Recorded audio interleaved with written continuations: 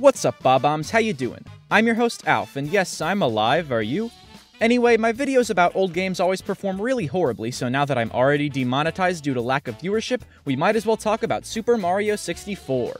Everyone and their mommy has already ranked the stars in Mario 64, but that's super basic, and I've already done it. No, today we're delving into the more superfluous side of things and taking a deep dive into the titles given to each star. Just the US version. I think there's really something artful about effectively using a limited set of words to convey a specific idea, so let's see how well this 25-year-old children's game did the job. For starters, let's look at what I consider to be a fairly middle-of-the-road title to see what specific elements actually go into the name of a Power Star. For this example, I've chosen Big Boo's Balcony and Big Boo's Haunt. At first glance, you'll notice the snappy wording of the title. Big Boo's Balcony, 3 rapid-fire words that really roll off the tongue. All 3 words also start with the letter B, making the title pop with some nice alliteration. Most importantly, however, within this concise, appealing name is a quick hint about what the star will have the player do. It doesn't tell you exactly what to do, that would be boring. Instead, it just gives the player a direction to start exploring. It simply lets people know that there's a star on a balcony somewhere, so they should probably look up or work their way toward the top of the haunted house to see what they can find. Big Boo's Balcony is short, catchy, and gives a decent hint about what the star is. It's not a masterpiece or anything, but it's a pretty above-average name that outlines what we'll need to look for in star titles moving forward. We'll get to the awful and beautiful star names in a minute, but first let's look at some of the titles that didn't have a chance from the start. For instance, many stars in Mario 64 are gotten simply by obtaining 8 red coins. This understandably led to a lack of creativity in some of the star names. Such titles as Seek the 8 red coins and Elevate for 8 red coins aren't very good, but they're about as interesting as it gets when you need to directly name 8 red coins in your title.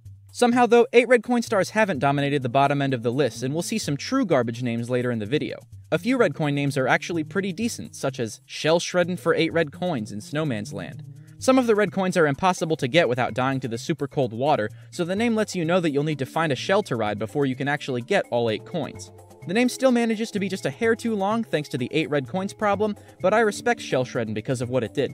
Other names, like Wet Dry World's Go to Town for Red Coins, also have fun little titles and even ditch the number 8, but fail to be helpful when it comes to actually getting the star. Aside from the 15 main red coin stars, all the secret stars were exempt from my initial concept for this video because they don't really have names. Their levels have names, but when you actually get the star, it just says that you got one of the castle's secret stars. Most of the level names are pretty alright, like Tower of the Wingcap or The Princess's Secret Slide. These are just fun side level names, and that's exactly what they sound like. The stars themselves don't have names outside of their levels though, which is the same with the 100 coin stars. They just never got their fair shot at having great names. Okay, now that all the outliers are out of the way, let's start looking at some of the really great star names in Mario 64. Oddly enough, one of my favorites is the name of a red coin star. It's Stop Time for Red Coins in Tick-Tock Clock. Not only does this name have the guts to ditch the number 8, but it also gives a much-needed hint as to how non-speedrunners are required to get the star. You have to find a way to stop everything in the clock from moving if you want to get all the coins. Most of all, I appreciate the name because it just sounds super awesome. Being told to stop time makes me feel like the coolest Mario player ever, and I really like that. Even better than that, in my opinion, is Stand Tall on the 4 Pillars in Shifting Sandland. It's a bit wordier than I would usually expect from a fantastic title, but it makes up for this by also sounding pretty darn cool. Mostly though, I just like the way that it gives the much-needed answer to a seemingly random task without revealing the entire second half of the star. The title almost sounds like a fun challenge you'd give yourself as a kid, regardless of the stars while you were exploring. Wow, I wonder if I can get to the top of all 4 of those pillars without dying. And when you finally do what the name said, there's a secret elevator in the pyramid leading to a sweet boss fight. Stand Tall on the 4 Pillars is a really great name. But it's not the best. In my opinion, the most well-crafted name for a star in Mario 64 actually goes to a star that I really hate, Snowman's Lost His Head. I love this name, but I'd actually say it's weakest in the hint department. It does let you know that you need to return the snowhead to the snowman, but it's not the subtlest hint in the world. It's not offensive at all though, still acting as a very directional instruction. Really the reason I love this name is because it pulls off all the other stuff so flawlessly. Snowman's Lost His Head is the perfect length for a name, and it really rolls off the tongue. It's also one of the many names to attempt a joke, and I think this one lands pretty decently. I don't usually bust a gut when I see it on the star select screen. Snowman he lost his head because you have to go. But it certainly manages to be a fun, light little name. It's short, it's catchy, and it gives you a decent hint as to what the star contains. Snowman's Lost His Head is, in my opinion, the best star name in Super Mario 64. Now that we've seen the cream of the crop, let's take a look at the bottom of the barrel. For instance, Pyramid Puzzle is a pretty bad star name. It's short and rolls off the tongue well, but it's not clever by any stretch. Really, my issue with this title comes from the fact that it in no way describes the star. I guess it technically mentions the period, but what on earth is the puzzle? All you do is grab 5 secrets from coins. It's not witty, it's not helpful, so Pyramid Puzzle is a bad name.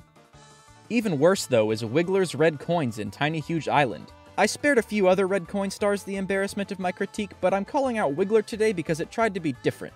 It wanted to be short and snappy, but it's really just short, containing no interesting subtext to speak of. It's not poorly worded in a vacuum, but it once again also doesn't help the player find the star at all. The red coins are in the same loading zone as the Wiggler, but making your way into the Wiggler's home doesn't grant you access to the red coin room, or provide any real assistance in finding its entrance. Naming red coins in the title was already bad enough, but calling them the Wigglers was just uncalled for. Wiggler's red coins is a garbage name. But the trash gets stinkier in my opinion, because I believe the worst star name in all of Mario 64 is Timed Jumps on Moving Bars from Tick-Tock Clock. This name doesn't even sound good outside of all the fancy metrics I made up. I mean, come on, localization team, what am I looking at here? Guys, our version of the game releases in 15 seconds, and we still haven't come up with an English name for that one Tick-Tock Clock star. Jerry, think of something! I don't know, what do we...